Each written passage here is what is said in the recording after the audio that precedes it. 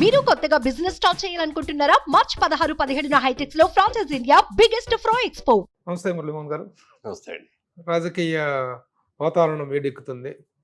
మొన్నే తెలంగాణలో ఎన్నికలు పూర్తయిపోయినాయి. ఇప్పుడు మొత్తం అసెంబ్లీకి, పార్లమెంట్‌కి కూడాను ఆంధ్రప్రదేశ్‌లో ఎన్నికలు జరుగుతున్నాయి. ఎలా ఉంది ప్రాస్పెరిటీ ఆఫ్ తెలుగుదేశం? మీరు తెలుగుదేశం క్రియాశీలకంగా లేకపోయినప్పటికీ సార్ మొదటి నుంచి కూడా తెలుగుదేశం పార్టీలో ఉన్నటువంటి వ్యక్తి ఎన్డీఏలో ఉన్నప్పటి నుంచి కానీ మొదటి నుంచి కానీ ఎన్టీ రామారావు ఉన్నప్పటి నుంచి పార్టీ పెట్టినప్పటి పార్టీలో నుంచి కూడా ఉన్నట్టు. ఉన్న ఇన్నేళ్ళగా ఉమ్, పార్టీలో ఉమ్, రామారావు గారు ఆ రోజుల్లో కూడా నన్ను ఎంపీగా పోటీ చేయమని పిలిచి అడిగితే కూడా చెప్పాను, సార్ నేను పార్టీ కార్యకర్తగా ఉంటాను తప్ప అవును. పార్టీ నాయకుడిగా ఉండాలనుకుంటాను, జెండా మోసే కార్యకర్తగానే ఉంటాను అదే, అదే. అని చెప్పి ఆయన్ని ఒప్పిస్తే సరే బ్రదర్ అన్నారు. ఉమ్. అంటే చంద్రబాబు నాయుడు గారు బలవంతం చేసి అదే, గదంతా కోడి తెలిసిందే, శివప్రసాద్ గారు తెలిసిందే. చాలా ఇంటర్వ్యూలో చెప్పాను అది. అదే, అదే. వాళ్ళు వచ్చిన తర్వాత ఇక ఆయన మాట కాదనలేక వెళ్ళాను. ఉమ్, గెలిచిన నన్నే ఉమ్. రాజకీయం ఓడించింది. రాజకీయం ఓడించింది. సరే మళ్ళీ పట్టుదలగా సరే గెలిచి పట్టుదలతో మళ్ళీ చేసాం, ఎంపీ అయ్యాం. ఎంపీ అయిన తర్వాత అన్బ్రేకబుల్ రికార్డుతో Yeah. ఎంపీ అయ్యారు. హైయెస్ట్ మెజారిటీతో గెలిచాను. తర్వాత ఎక్కడా కూడా నా సొంత డబ్బులు జేబులోతో తీసి ఖర్చు పెట్టానే తప్ప ప్రభుత్వ ధోనియం ఒక్క రూపాయి కూడా దుర్వినియోగాన్ని చేయకుండా ఉమ్, ఎక్కడ అలాంటి ఏమీ ఆశించక ఆఖరికి రాజమండ్రిలో నేను ఇల్లు కట్టుకుంటే కావాల్సిన ఇసుకు కూడా ఉమ్, మార్కెట్లో నేను కొనుక్కొని చేశాను తప్ప ఉమ్. గోదావరి నుంచి పంపిస్తే ఎవరికి చెప్పినా పంపిస్తారు నాకు. అవును. ఓ 10 లారీలు ఇసుకు పంపించబోయని ఎవరో ఆర్డీఓగా ఎవరికో చెప్తే తీసుకు వచ్చేస్తాయి. ఉమ్, అసలు అట్లనేది కూడా చేసుకుంటాను, రూపాయి కూడా ముట్టుకోవటానికి లేదు అవును. అవును. అని అంత ఇదిగా చేశాను. మంచి పేరుగా నాకు ఇచ్చిన దాన్ని సక్రమంగా చేసుకున్నాను. ఉమ్, అందుకని తెలుగుదేశానికి ఆ రోజు నుంచి ఈ రోజు రామారావు పెట్టిన కానించి తెలుగుదేశం ఒక చరిత్ర. అవును. కేవలం 9 నెలల్లో అద్భుతమైన మెజారిటీ విజయం. ఉన్నట్టు కాంగ్రెస్ పార్టీని ఓడించి ఉమ్, తెలుగుదేశం రావటమే ఒక చరిత్ర. ఆ చరిత్రని ఇప్పుడు కూడా ఎవరో దాట్లా. అవును. మరి ఆ రోజు నుంచి ఈ రోజుకి తెలుగుదేశం గెలిచినా ఓడినా కూడా ఉండగలిగింది అంటే ఆ పార్టీ బేస్ అట్లాంటిది, అదే. ఆ పార్టీ కార్యకర్తలు లాంటి వాళ్ళు, పార్టీ అభిమానులు అలాంటి వాళ్ళు. సరే. మరి గత 5 సంవత్సరాలుగా పార్టీ వేరే ప్రభుత్వం అధికారంలోకి వచ్చినా ఉమ్, రావలసిన అభివృద్ధి జరగలేదు, ఉమ్, రాజధాని జరగలేదు, ఉమ్, ఇండస్ట్రీస్ ఏమి రాలేదు కొత్తగా.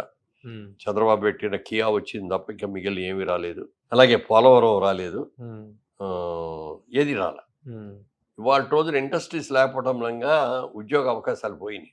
ఉమ్, మన స్టూడెంట్స్ అక్కడ చదువుకున్న వాళ్ళు ఇక్కడ హైదరాబాద్ వచ్చి ఇది చేస్తే ముందు తెలంగాణకు ప్రిఫరెన్స్, మీరు తర్వాత. ఉమ్, సో చాలామంది ఎంప్లాయ్మెంట్ లేకుండా అయిపోయింది. ఉమ్, ఆ, కూలి పని చేసుకునేవాడు కూడా కూలి పనులు దొరకట్లేదు. అదే. ఇక్కడ హైదరాబాద్ ఉందంటే కన్స్ట్రక్షన్ యాక్టివిటీ విపరీతంగా పెరిగిపోవటం మూలంగా ఉమ్, ఒక్క ఆంధ్రప్రదేశ్ లేబరే కాదు, తెలంగాణ లేబరే కాదు, లేకపోతే తమిళనాడు లేబరే కాదు, ఉమ్, కర్ణాటక నుంచి కానీ, ఒరిస్సా ఒరిస్సా నుంచి కానీ, ఒరిస్సా నుంచి అంతా. బీహార్ నుంచి కానీ, ఉమ్, ఇట్లా అనేక స్టేట్స్ నుంచి కూడా వచ్చి ఇక్కడ పని చేసుకోగలుగుతారు. ఉమ్, చేసుకునేవాడికి బోల్డ్ అంత పని ఉంది ఇక్కడ. ఉమ్, ఇది చదువుకున్నాడికి ఉంది, చదువుకోలేనాడికి కూడా ఉంది. ఉమ్, మరి ఇది అక్కడ దెబ్బతింటిపోయింది. ఓకే. ఇవాళ ఉన్న పరిస్థితుల్లో ఆయన ఎంతసేపు సంక్షేమం మీద ఎక్కువ ఇది చేశాడు తప్ప ఉమ్, అభివృద్ధి మీద ఎక్కువ చేయలేదు. ఉమ్, అభివృద్ధి సంక్షేమం అనేది రెండు కూడా ఒక బండికి ఉన్న 2 ఎడ్లు లాంటివి. ఉమ్, 2 ఎడ్లు సమానంగా నడిచినప్పుడే బండి ముందుకెళ్తుంది. ఉమ్, ఒక అద్దు వెనక్కి ఒక ఎద్దు ముందుకి ఉంటే ఉపయోగపడదు. ఉమ్. ఆయన ఏమో సంక్షేమం మీద బట్టి అన్ని కూడా.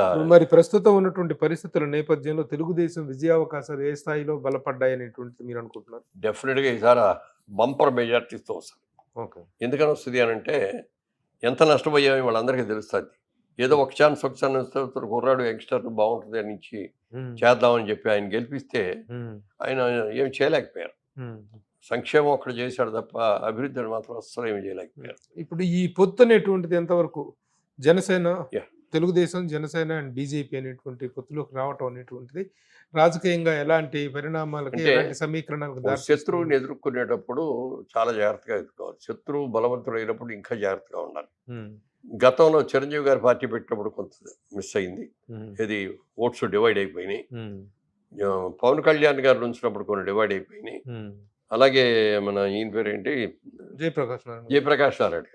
జయప్రకాష్ నారాయణ గారు వచ్చినప్పుడు కొన్ని డివైడ్ అయ్యి 3-4 సార్లు ఆ విధంగా ఓడిపోయి, ఇప్పుడు పవన్ కళ్యాణ్ గారు ముఖ్యంగా చూసిందంటే అసలు ఆ ఓటు కీలకూడదు, అందుకని నేను కలుస్తున్నానని చెప్పి ఆయన బేషరతుగా వచ్చి కలిశాడు. కలిసిన తర్వాత ఆయనే ప్రపోజ్ చేశాడు అనమాట. అది ఇదివరకు కూడా ఎన్డీఏ గవర్నమెంట్లోనే ఉండేది తెలుగుదేశం. అంతకుముందు బీజేపీ అవును. గవర్నమెంట్ అప్పుడు కూడా అప్పుడు కూడా ఉంది, మిత్ర పార్టీయే. కానీ ఏదో కొద్దిలో ప్రత్యేక ఆంధ్రప్రదేశ్ అనే దాని ప్రత్యేక ప్యాకేజ్ అనే దాని మీద విభేదించి ఈయన బయటకు వచ్చారు. కానీ సరే అది కూడా కలిస్తే బాగుంటుంది అని చెప్పి ఆయన సెక్షన్ సజెషన్ మీద కానీ వెళ్ళి కలిసి, ఎందుకంటే ఎప్పుడైనా స్టేట్ గవర్నమెంట్ సెంట్రల్ గవర్నమెంట్ కలిసి ఉండాలి. పార్టీ విపరీతమైన వేరే పార్టీ అయినా కూడా కలిసి ఉండాలి. ఎందుకంటే మన కార్యక్రమాలు కొన్ని ఫండ్స్ ఎన్ని ప్రోగ్రామ్స్ రావాలంటే సెంట్రల్ గవర్నమెంట్తో మనకి బాగా ఆత్మీయత ఉండాలి. అందుకని వాళ్ళకి కలిసింది. తర్వాత రేపు జరిగే ఎన్నికల్లో లా అండ్ ఆర్డర్ కూడా పర్ఫెక్ట్గా ఉంటుంది, లేకపోతే వన్ సైడెడ్గా ఉండేది. ఇప్పుడు మొన్నటి జరిగినటువంటి ఈ పొత్తులో 24 సీట్లు మాత్రమే పవన్ కళ్యాణ్కి కేటాయిస్తాం, ఈ సీట్ల నుంచి కూడా మళ్ళీ 3 సీట్లు బీజేపీకి ఒత్తిడితోటి బీజేపీకి ఇవ్వటం, దీని కారణంగా కమ్మ వాళ్ళ దగ్గరికి తీసుకెళ్ళిపోయి కాపు వాళ్ళ ఆత్మగౌరవాన్ని తాకట్టు పెడుతున్నాడు పవన్ కళ్యాణ్ అనేటువంటి ఒక ఇదిని వైఎస్ఆర్సీపీ దాడి ఎక్కువ చేసింది. అదే అట్లా అని ఏదో ఒక దాడి తీసుకొచ్చి వాళ్ళలో కాపుల్లో డిఫరెన్స్ తీసుకురావాలని వచ్చారు. వాళ్ళ కాపులకి అన్నీ తెలుసు. ఎందుకంటే తెలుగుదేశం పార్టీకి వెన్నుముక ఎవరంటే బీసీలు కాపులే, మొదటి నుంచి కూడా రామారావు గారి దగ్గర నుంచి కూడా. ఇట్లాంటి చిన్న చిన్న విభేదాలు వచ్చినప్పుడు పక్కకి వెళ్ళారో కానీ మామూలుగా వెళ్ళా. ఇవాళ రోజున వాళ్ళందరూ కూడా ఒకే మాట మీద ఉన్నారు. చంద్రబాబు లాంటి వ్యక్తి ఉంటేనే కానీ ఆంధ్రప్రదేశ్ డెవలప్ అవ్వదు, అమరావతి డెవలప్ అవ్వదు, పోలవరం ప్రాజెక్ట్ పూర్తి అవ్వదు, సంక్షేమం ఇండస్ట్రీస్ రావు, లేకపోతే మన పిల్లలకు ఉద్యోగాలు దొరకవు అనేది అందరికీ అర్థమైపోయింది. వాళ్ళ రోజున ఏమీ అట్లాంటి తల్లి లేకుండా చిన్న పెద్ద కుల మత రహితంగా ఈవెన్ ముస్లిం సోదరులు కూడా ఇప్పుడు మారుతున్నారు. ఇదివరకు ముస్లిం సోదరులు కొంచెం బీజేపీ అంటే దూరంగా ఉండేవారు, ఇప్పుడు వాళ్ళు కూడా దగ్గరికి వచ్చారు. అట్లాంటి మంచి ముఖ్యమంత్రి రావాలి అనేది కోరుకుంటున్నారు, మంచి గవర్నమెంట్ రావాలని.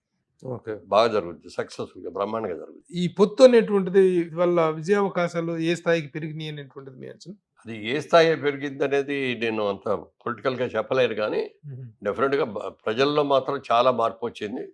చాలా బంపర్ మెజారిటీస్తో గెలుస్తారు, చాలా సీట్లు కూడా ఎక్కువ వస్తాయి. డెఫినెట్గా బాగుంటుంది. పవన్ కళ్యాణ్ విజయావకాశాల మీద మీకున్నటువంటి ఇదేంటి? ఈ మధ్య కాలంలో తనకు రాజకీయంగా చాలా కీలకమైనటువంటి పాత్ర తను ఇప్పుడు పోషిస్తాడు. చాలా పెద్ద మనసుతో కలిశాడు, అది మాత్రం డెఫినెట్ గా ఒప్పుకోవాలి.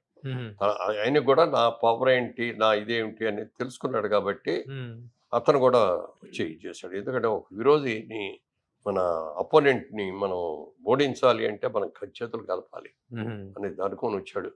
చాలా సక్సెస్ఫుల్ గా జరుగుతుంది. ఈ 3 సీట్లు కూడా ఇచ్చిన 24లో మళ్ళీ 3 కూడా ఇవ్వటం అనేటువంటిది చేసుకొని చేశాడు. సో విజయావకాశాలు పుష్కలంగా ఉన్నటువంటిది మంచి విజయం రాబోతుంది. మంచి విజయం రాబోతుంది. తెలుగుదేశం ప్రభుత్వంలో ఈ సంఖ్య ఇది ఈ ముగ్గురి పొత్తుతోటి సంకీర్ణ దీంట్లో త్రిమూర్తులతో కలవబోతున్నాం, ఆ పరిపాలన చూడబోతున్నాం అనేటువంటి మీ confidence. Brahma Vishnu Maheshwar కలిసిపోతున్నారు. Okay sir, Suman టీవీలో మీ పర్సనల్ అండ్ బిజినెస్ ప్రమోషన్స్ కోసం కింది నెంబర్కి కాంటాక్ట్ చేయండి.